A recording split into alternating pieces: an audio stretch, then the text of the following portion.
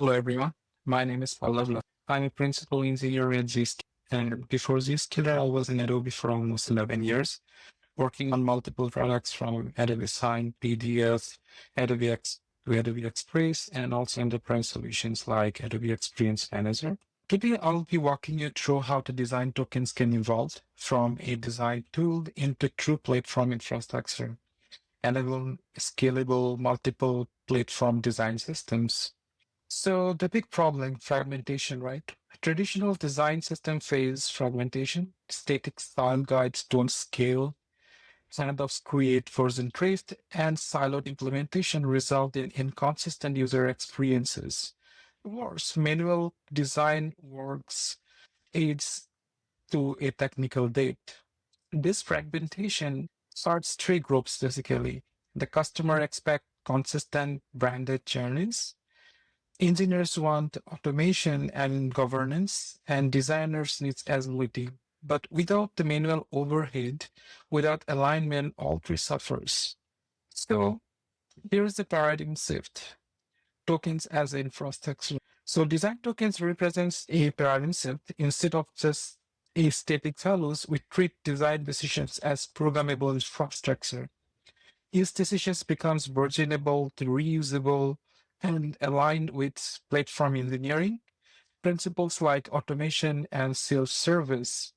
Tokens are design tokens basically are structured in hierarchy. The role values evolve into global semantic and finally the component tokens.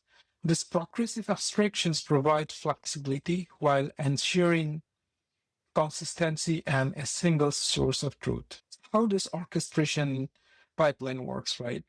Tokens are defined in source formatization. They are transformed via the build pipelines into platform specific targets like the CSS variables, Swift code, or Android XML. One definitions, many output. Then the theme composition. A token for system enables automated theme generations, multi-brand identity, light, dark modes, and accessibility-driven themes can all be created without duplicating definitions. In our use case at Zscaler, we have our system design system called Nimbus. We are able to consolidate repositories and implementing tokens, which reduce the bundle size by 240 kilobytes and improve the first contentful paint, which is also very important with vital to almost 18%.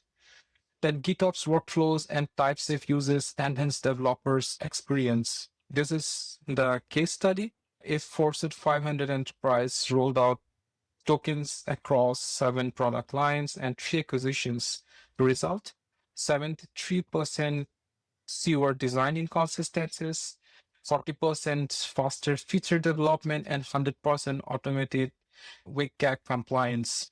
Then, so when you talk about governance and compliance, the governance ensures the trust, the decision schema validation, enforces standard automated controls testing guarantees accessibility.